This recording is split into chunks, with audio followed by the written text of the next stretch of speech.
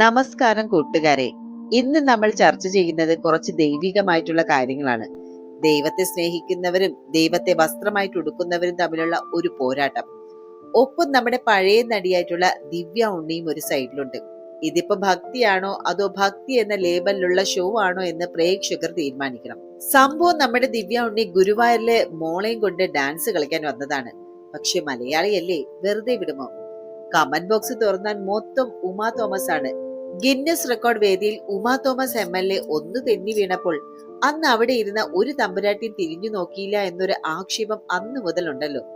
അന്ന് പൊങ്ങിയ ആള് ഇപ്പോഴാണോ പൊങ്ങിയത് എന്നാണ് നാട്ടുകാരുടെ ചോദ്യം. ഇതിപ്പോ ഏത് നടിയായാലും നടനായാലും ശരി, ഭക്തജനങ്ങൾക്കും നാട്ടുകാർക്കും ഒരേ രീതിയാണ് മോനെ. ഇവിടെ ദിവ്യയുടെ മകളെയും കൊണ്ടാണ് ഡാൻസ് കളിക്കാൻ വന്നത്. എന്തായാലും കമന്റ് ബോക്സ് തുറന്നാൽ നെഗറ്റീവും പോസിറ്റീവും ഉണ്ടാവും. അതിലെ നെഗറ്റീവ് ടീംസ് എന്താ പറയുന്നത്? 2 കൊല്ലം പഠിച്ചിട്ട് ഇതാണോ കളി? ഇതിലും നന്നായി ഞങ്ങളുടെ അയലത്തെ ലീലേച്ചി കളിക്കുമെന്ന് പറയുന്നവരും, അമ്മയെ പോലെ തന്നെ മകളും അഹങ്കാരിയാണോ എന്ന് വിധി എഴുതുന്നവരും. ഇവിടെ ഒരു കാര്യം ഒന്ന് നോക്കിയേ, അതൊരു 6 വയസ്സുള്ള ഒരു കൊച്ചുകുട്ടിയാണ്. അതിനെയൊക്കെ ഇട്ട് വിമർശിക്കുന്നതിന് മുമ്പ് ഇതൊക്കെ ഒന്ന് ആലോചിക്കണ്ടേ എന്റെ കമന്റ് സിംഹങ്ങളെ. എന്താണ് ഇനി പോസിറ്റീവ് ആയിട്ടുള്ള ടീംസ് എന്താണ് പറയുന്നത്? പഠിച്ചു വരുന്നതിലേ ഉള്ളൂ, അവളെ പ്രോത്സാഹിപ്പിക്കൂ എന്ന് പറയുന്ന നല്ലവരായ കുറച്ചു പേരുമുണ്ട്. ചുരുക്കത്തിൽ പറഞ്ഞാൽ ദിവ്യ ഉണ്ണിയുടെ പഴയ മണി വിവാദവും ഗിന്നസ് വിവാദവും ചേർത്ത് ഒരു പരുവമാക്കുകയാണ് ഇപ്പോൾ സോഷ്യൽ മീഡിയ. ഇനി നമുക്ക് ഗൗരവമേറിയ ഒരു കാര്യത്തിലേക്ക് വരാം. ഭക്തി ഇപ്പോ ഒരു ഫാഷനാണ് ഫ്രണ്ട്സ്. ഡ്രസ്സിൽ ദൈവത്തിന്റെ പടം അടിച്ചില്ലെങ്കിൽ ചിലർക്ക് അത് ഉറക്കം വരില്ല. ഇതൊരു വലിയ പരസ്യ ചതിയാണ് എന്ന് നമ്മൾ അറിയുന്നു കൂടിയില്ല. ദൈവത്തിന്റെ പടമുള്ള വസ്ത്രമൊക്കെ ഇട്ട് നമ്മൾ എവിടേക്ക് പോകുന്നു? നമ്മുടെ വിയർപ്പും അഴുക്കും ആ ചിത്രങ്ങളിലൊക്കെ പറ്റുന്നുണ്ട്. അലക്കുമ്പോൾ ആ പടം ഇട്ട് നമ്മൾ കല്ലിലും അടിക്കുന്നു. ആലോചിച്ചു നോക്കൂ, ആ പടം പകുതി മാഞ്ഞൊരവസ്ഥ. അവസാനം അത് തറ തുടയ്ക്കാനും തേപ്പുകാരനും വരെ കൊടുക്കും. ഒരു ദിവസം ബസ്സിൽ നടന്ന കാര്യമാണ് കേട്ടോ. നല്ല വെളുത്ത പട്ടുപാവാട ഇട്ട ഒരു പെൺകുട്ടി.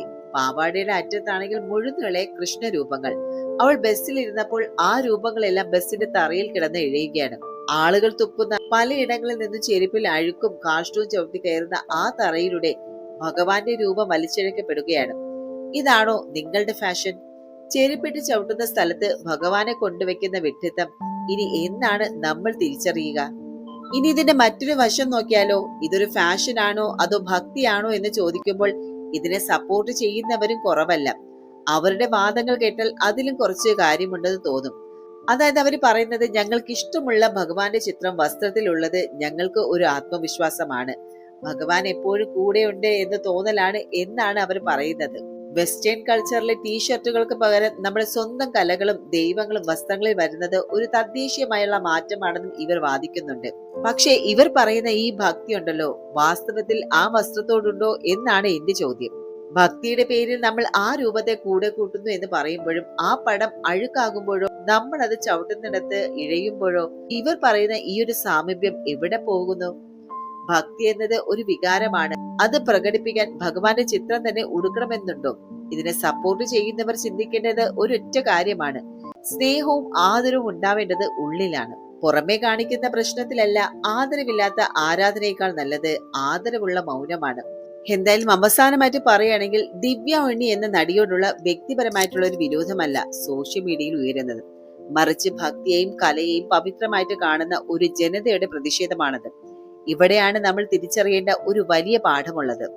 നമ്മൾ നൽകേണ്ട സന്ദേശം ഇതാണ്.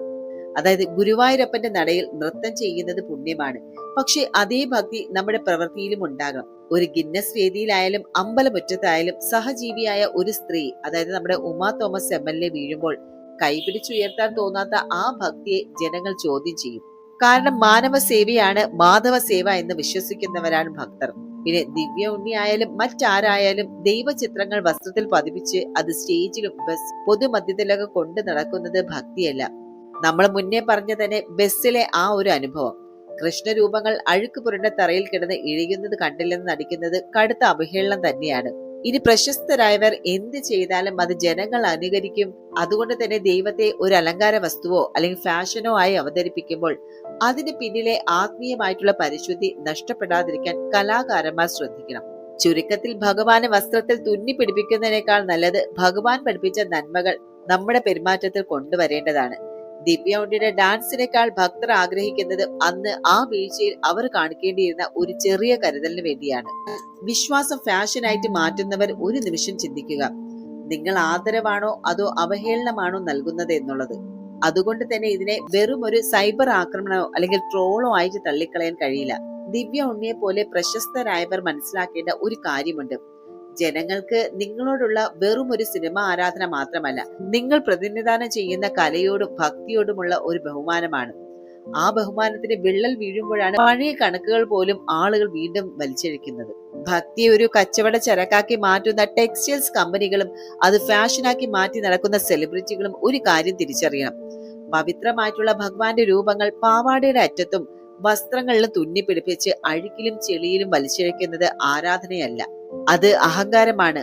ആ പെൺകുട്ടിയുടെ പാവാടയിലെ കൃഷ്ണരൂപങ്ങൾ ബസ്സിലെ അഴുക്ക് പുരണ്ട തറയിൽ ഉരസുന്നത് കണ്ടില്ലെന്ന് നടിക്കുന്ന ഭക്തിയേക്കാൾ നല്ലത് അവിശ്വാസിയായിട്ട് ജീവിക്കുന്നതാണ്. ദൈവത്തെ ഒരു വസ്ത്രമായിട്ട് ധരിക്കാനല്ല, ഒരു മൂല്യമായിട്ട് ജീവിതത്തിൽ പകർത്താനാണ് നമ്മൾ ശ്രമിക്കേണ്ടത്. ഈ വീഡിയോ ഒരു വ്യക്തിക്കെതിരെയുള്ള ഒരു വിമർശനവുമല്ല, മറിച്ച് നമ്മുടെ സമൂഹത്തിൽ വളർന്നു വരുന്ന ഒരു തെറ്റായ പ്രവണതയ്ക്കെതിരെയുള്ള ഒരു ചൂണ്ടുപലകയാണ്. ഭക്തി വിൽക്കാനുള്ളതല്ല, അത് ഹൃദയത്തിൽ സൂക്ഷിക്കാനുള്ളതുമാണ്. എന്തായാലും ഇതുമായി ബന്ധപ്പെട്ട നിങ്ങളുടെ ശക്തമായിട്ടുള്ള നിലപാടുകൾ താഴെ കമന്റ് ചെയ്യുക. ഈ ചിന്തകൾ എല്ലാവരിലേക്ക് എത്തണമെന്ന് തോന്നുന്നുണ്ടെങ്കിൽ വീഡിയോ ഷെയർ ചെയ്യാനും മറക്കരുത്. കൂടുതൽ കൃത്യമായിട്ടുള്ള വിശകലനങ്ങളുമായി നമുക്ക് വീണ്ടും കാണാം. നന്ദി, നമസ്കാരം.